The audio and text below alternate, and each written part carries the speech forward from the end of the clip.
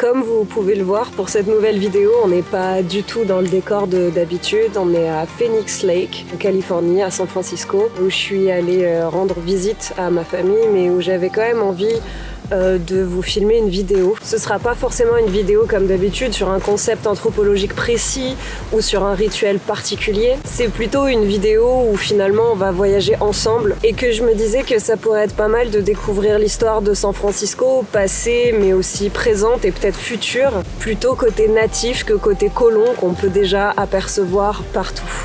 Alors venez avec moi, on part sur le terrain à la découverte des autochtones de San Francisco.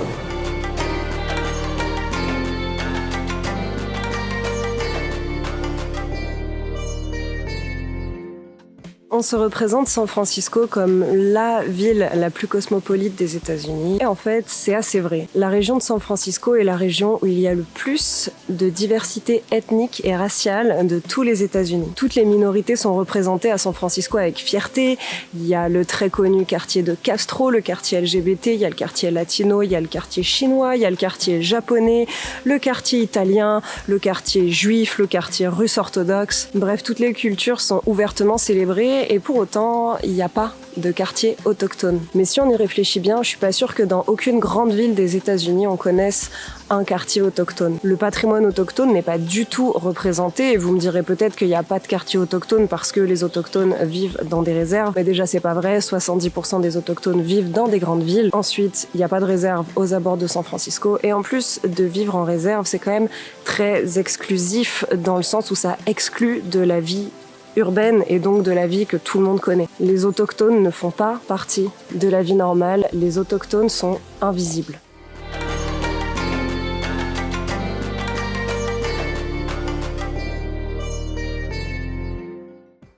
D'abord, qui étaient, ou qui sont plutôt, les autochtones de la région de San Francisco? Le groupe local s'appelle les Ohlone, mais la tribu plus spécifiquement qui vivait dans la ville de San Francisco au moment où les colons sont arrivés s'appelait les Yelamu. Dans le quartier Mission se trouve la basilique Dolores, ou appelée encore basilique Saint-François d'Assise. Il s'agit du premier bâtiment construit par les colons en arrivant ici. En 1777, la mission Dolores arrive donc dans la baie de San Francisco et rencontre les 10 000 individus qui forment la tribu Yelamu. Très rapidement, vous en doutez, la colonisation commence et entre malnutrition, conditions de vie minables et maladies, à peine une dizaine d'années plus tard, l'espérance de vie des Yelamu est de seulement 4 ans et demi après baptême.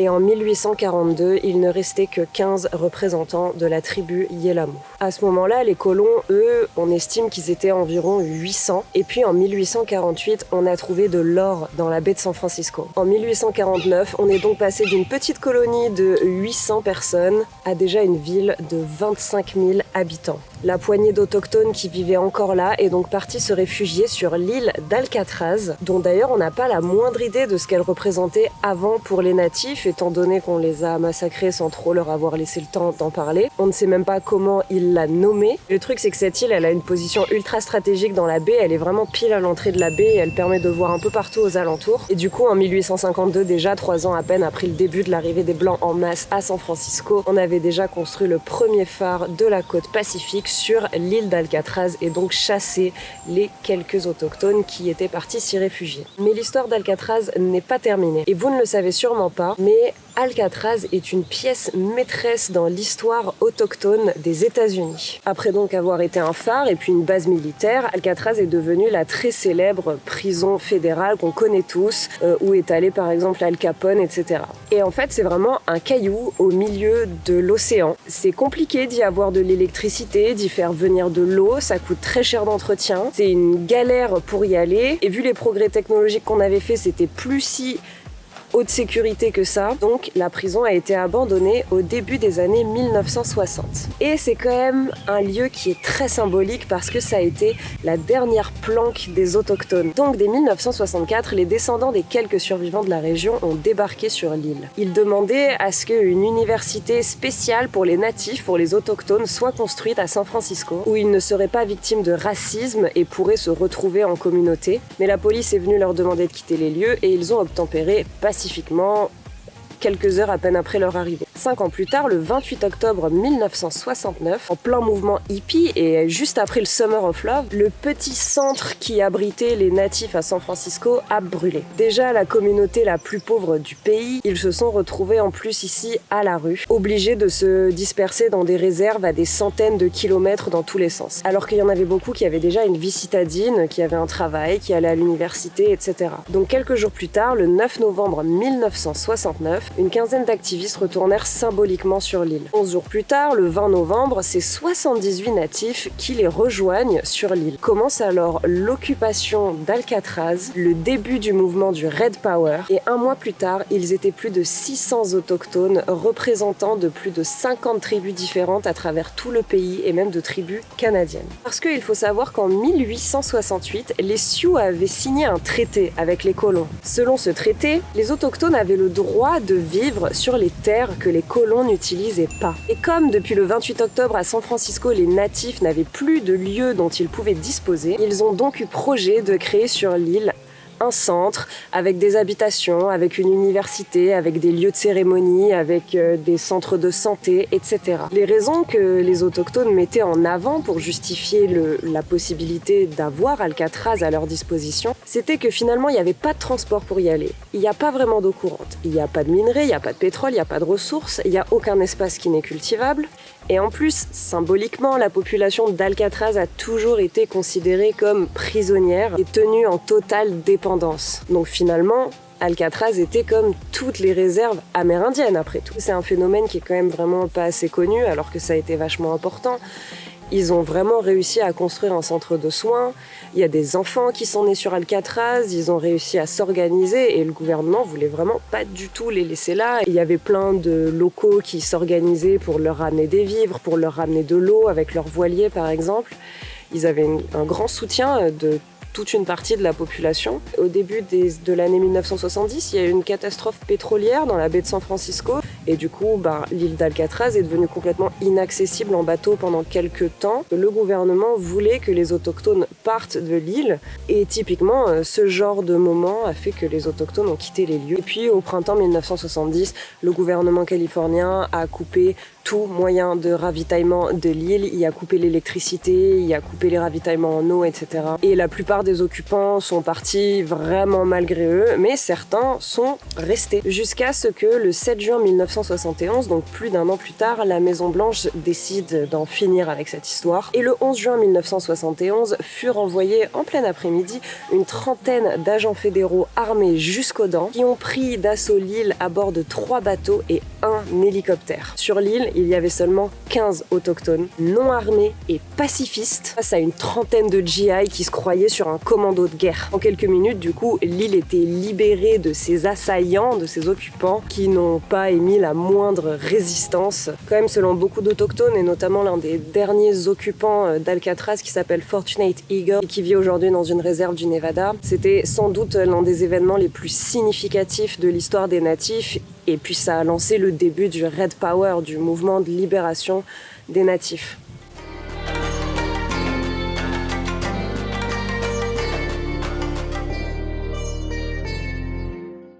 Aujourd'hui, j'ai remarqué que c'était toujours un peu tabou de parler aux États-Unis de où vivent les autochtones. Dans l'inconscient collectif, l'Amérindien vit loin de la ville. Et en fait, on dirait que c'est assez difficile d'imaginer qu'on puisse à la fois être autochtone, être un natif, et être une personne urbaine qui vit en ville.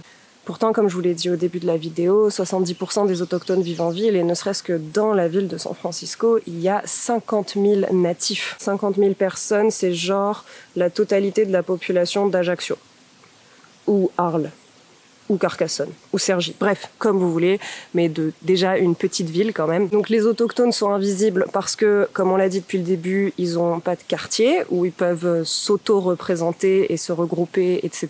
Et il faut savoir que ça, c'est une volonté politique. C'est une loi qui date pourtant des années 50, mais qui est toujours en application, c'est ça qui est ouf, qui a pour principe d'éviter les regroupements autochtones. On a donc fait en sorte de diluer un maximum les groupes autochtones à travers le pays, et ce pour officiellement lutter contre la pauvreté, mais pour officieusement, bien évidemment, faciliter l'assimilation du christianisme et de la culture blanche. Ça fait donc 2 semaines que je me balade dans San Francisco à la recherche donc des traces des cultures autochtones dans la ville parce qu'il y a quand même des associations qui sont là aussi pour promouvoir aujourd'hui la culture autochtone. Je sais que par exemple, il est supposé y avoir une hutte de sudation donc derrière un centre de désintoxication, mais je l'ai cherché partout, je l'ai jamais trouvé. Il est aussi supposé y avoir des QR codes dans certains points clés qui donnent des informations historiques, donc du point de vue autochtone dans certains coins de la ville, mais ça, même chose, ils doivent bien être là, mais je les ai jamais trouvés, donc c'est vraiment qu'ils sont pas mis en avant. Là où j'ai trouvé le plus d'informations sur les autochtones, c'est donc dans le musée de la mission Dolores. Je vous mets en photo le tipi, enfin la cabane traditionnelle Ohlone qui a été reconstruit là-bas en hommage. Sinon, j'ai juste vu un panneau dans un parc. Et ce genre d'action qui est supposé lutter contre l'invisibilité, au final, elles sont elles-mêmes assez invisibles et très compliquées à trouver en tout cas. J'aurais bien aimé vous filmer ces huttes de sudation ou la cérémonie d'Alcatraz, aussi pour vous montrer que le problème avec ces choses-là, c'est que c'est du folklore. Et en plus, ça montre que d'une certaine manière, la culture autochtone est incompatible avec la culture urbaine. La cérémonie d'Alcatraz, par exemple, elle est vachement intéressante parce qu'on y voit des danseurs avec des coiffes aztèques, puis on installe des tipis Lakota aussi. Les autochtones se mettent en scène avec leurs propres stéréotypes, leur propre folklore, alors que les Ohlone, même les Yelamu spécifiquement, n'avaient rien de cet attirail dans leur patrimoine. Mais c'est le seul moyen pour les autochtones de se réaffirmer, de se montrer, qu'on parle d'eux, que des journaux locaux, que des télévisions locales les filment et les montrent. Il y a actuellement 7 groupes autochtones locaux dans le comté de San Francisco qui demandent à être reconnus. Et ce pour avoir le droit de récupérer des terres et d'ouvrir un casino dessus. Parce que le casino, c'est en vrai le seul moyen de développement économique des autochtones à San Francisco. Mais obtenir une reconnaissance fédérale, ça coûte super cher, il faut plein de documents, il faut payer des anthropologues, des historiens, des enquêteurs, mais surtout ce qui coûte le plus cher, c'est les lobbyistes qui influent sur les décisions de Washington. Il y a le projet à San Francisco d'un Native American District. C'est un projet qui d'ailleurs, il semble-t-il, a été validé en 2020 par le gouverneur. Comme je vous l'ai dit, il y a des petits lieux ou des petits objets qui représentent les autochtones à droite à gauche, mais finalement c'est clairement pas représentatif du nombre qui sont. Et oui, tous parmi vous qui êtes allés aux États-Unis, je suis sûre que dans les grandes villes, vous avez jamais ressenti la trace autochtone. Et à San Francisco, c'est pareil que partout. On dirait que les autochtones n'existent pas. Et pourtant, vous le savez probablement, mais la Californie est ravagée par les flammes tous les étés. Et chaque année, c'est de pire en pire. Des centaines, voire des milliers de familles doivent quitter leur habitation pendant plusieurs semaines, plusieurs mois, et certains se retrouvent même à tout perdre, à avoir tout dévasté par les flammes. L'air de la ville devient irrespirable pendant des semaines, et à l'heure qu'il est, c'est pas du tout anecdotique. C'est un phénomène qui est extrêmement menaçant et inquiétant pour les décennies à venir, et en cause, notamment le changement climatique, mais pas que. Le vrai problème, c'est une très mauvaise gestion des territoires depuis 300 à 500 ans et aussi une grosse méconnaissance des écosystèmes locaux. Il ne faut pas oublier que les autochtones ont vécu ici pendant des dizaines de milliers d'années avant l'arrivée des colons. Leur territoire, les écosystèmes qui se trouvent ici, ils les maîtrisent parfaitement. Ils les ont apprivoisés pendant une éternité. On présente toujours l'Amérique comme le nouveau monde, et on oublie qu'il y a des gens qui vivaient là depuis très longtemps. Les colons n'ont pas du tout découvert une nature sauvage, vierge et intacte en arrivant ici. C'était une mosaïque de prairies et de forêts qui en fait était le résultat de la gestion autochtone de leur patrimoine naturel. Les natifs maîtrisaient parfaitement bien les feux, savaient faire régénérer la biomasse et tirer profit en fait de ces feux. Et très clairement, leurs pratiques ancestrales sont validées et approuvées sur ce territoire depuis plus de 10 000 ans. Concrètement, la technique, c'est de faire des feux volontaires et maîtrisés. Mais en fait, c'est même assez compliqué de la connaître très précisément, cette méthode, parce que les colons ont bien évidemment immédiatement interdit la pratique. Et ce, notamment pour protéger leur industrie du bois. En plus, beaucoup d'autochtones ont été massacrés, les langues se sont un petit peu perdues, du coup, pas mal de connaissances ont disparu avec les gens et les langues. Et sachez qu'en 1918, il était encore autorisé d'abattre un autochtone qu'on voyait allumer un feu. Après, depuis 2014, il y a quand même certains scientifiques qui font des recherches sur donc ces techniques de brûlage traditionnelles, volontaires. Mais malgré une efficacité donc foncièrement prouvée, c'est toujours pas admis d'intégrer des savoirs autochtones dans des pratiques et des ressources globales. Et puis il y a aussi certains activistes natifs qui refusent que les gouvernements utilisent leurs savoirs ancestraux et donc ne les dénaturent et considèrent ça comme une violation de leur héritage. Néanmoins, il faudrait quand même vraiment se pencher sur les pratiques des autochtones californiens pour mieux gérer les incendies ici qui sont quand même vraiment flippants. Et pour sauver ce morceau de terre qui est un des plus riches de l'humanité, il serait indispensable de jongler avec le savoir des natifs. Les combustions traditionnelles, c'est prouvé, ça permet une grande facilité d'agriculture, d'augmenter la production de noix, d'augmenter la population de gibier, de diminuer le risque d'incendie justement, d'augmenter la fréquence de repousse des plantes, de diminuer les populations invasives comme les tiques qui sont un vrai problème ici, ou les moustiques aussi. Mais bon, pour jongler avec le savoir des natifs, il faudrait déjà reconnaître que ce pays n'est pas neuf et permettre aux autochtones, aux locaux, aux natifs d'exister ouvertement.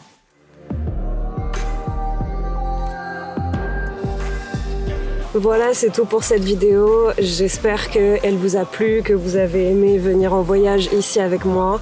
N'hésitez pas à me donner vos retours dans les commentaires. N'oubliez pas de mettre un like, de partager, de vous abonner. Bien sûr, d'activer la petite cloche aussi. N'oubliez pas non plus de venir me rejoindre sur Instagram. Et puis sur ce, je vous dis à très vite pour une nouvelle ethnochronique.